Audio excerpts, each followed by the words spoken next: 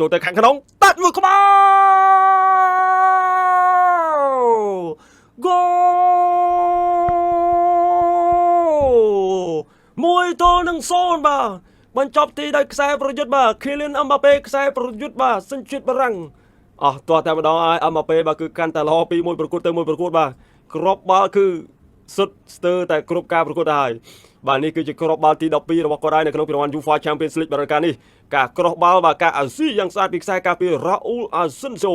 បាទជាគ្រាប់បាល់ទី12បាទនៅក្នុងរង្វាន់ UEFA Champions League រដូវកាល2025-2026ក៏ជាគ្រាប់បាល់ទី35របស់គាត់ផងដែរបាទមានន័យថាគ្រប់បាទកម្មវិធីទាំងអស់ឲ្យក្រុមបាល់ទាត់ Real Madrid បាទគិតត្រឹមបាទម៉ោងនេះអង្គមកពេលសុទ្ធបញ្ចូលទីបាន35គ្រាប់ហើយរដូវកាលថ្មី2025-2026ក្រោះចូលមកអាចតាត់មកក្បាលហ្គោមួយទល់នឹងមួយបាទទីបំផុតបាទការសម្រុកម្ដងហើយម្ដងទៀតរបស់ក្រុមម្ចាស់ផ្ទះ Benfica ពិតជាអាចបំពងសម្ដែងទីបាទទម្លុះបាទបំបែកពងមន់បានហើយបាទដោយខ្សែ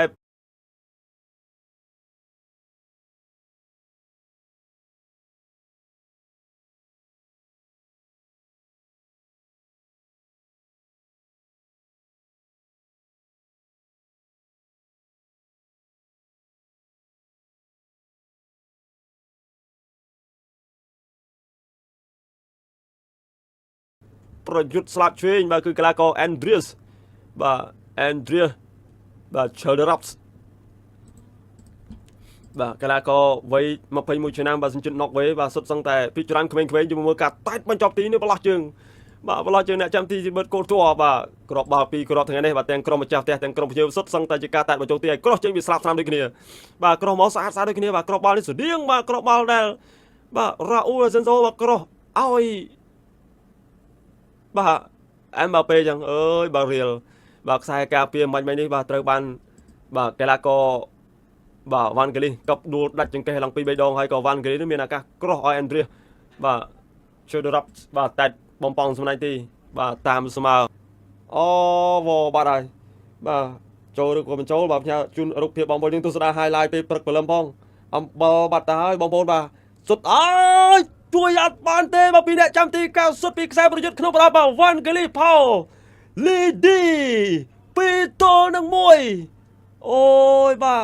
Real Madrid យ៉ាងណាយ៉ាងណីចេះ Benfica មានឱកាសច្រើនបាទឥឡូវនេះគឺពិតជាធ្វើបានមែនបាទដោយកំពុងតែនាំមុខជាបដាសាន2ទល់នឹង1បាទត្រឹមវគ្គទី1បាទតបបញ្ចូលទីនៅនាទី45បូកបាទទៅហើយទស្សនារូបភាពយឺតសារជាថ្មីបាទyesបាទស្រាលងាយ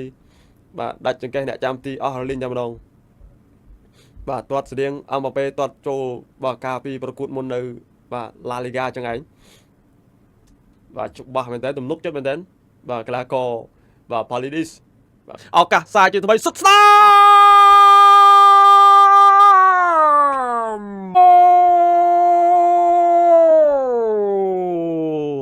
3ទល់នឹង1បាទ Andreas Chalderops អូហូបាទ3ទល់នឹង1បាទ Benfica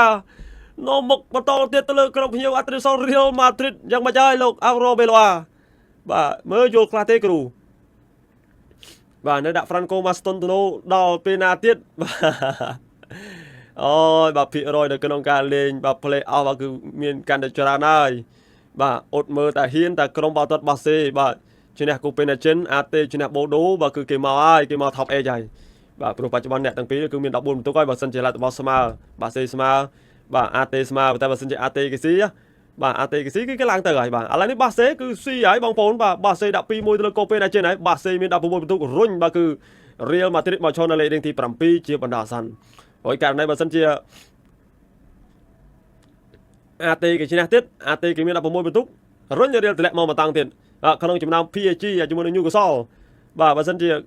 ពីក្រុមនេះមានមួយណាស៊ីពីក្រុមនៅទៅលើ Real ទៀតរុញ Real តម្លាក់មកក្រោមទៀតបាទហើយបាទតឡង់តាគេស៊ីដែរទៀតអញ្ចឹង Real គឺអត់មាននៅ top 8របស់យកអីទៀតទេកັບមកតង់ទៀត Guler កាត់បាល់សុទ្ធស្នាម2ទល់នឹង3អាហ្នឹងឯងបានជា Real Madrid អូយបាទ Rodrigo បាទវាយកែងឲ្យ Guler បាទ Guler ក៏កាត់បាល់មកស្អាតណាបាទកាត់ឆាកមកសុទ្ធស្នាមវាមកពេល អូយបាទអឹមបាប៉េគ្រាប់បាល់ទី13របស់ខ្លួនឯងនៅ Champions League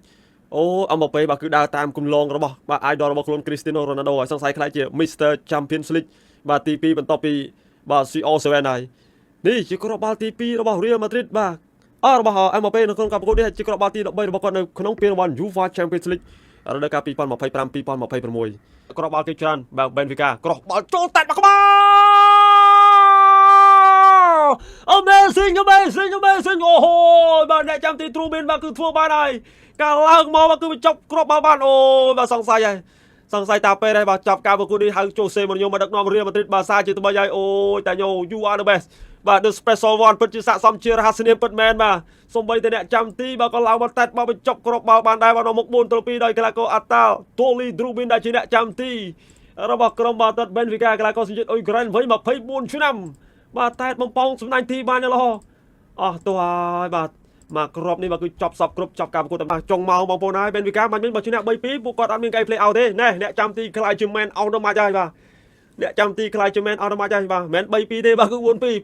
បាទអញ្ចឹងគឺបាទ Benfica ក៏ play out Real Madrid ក៏ play out ដែរ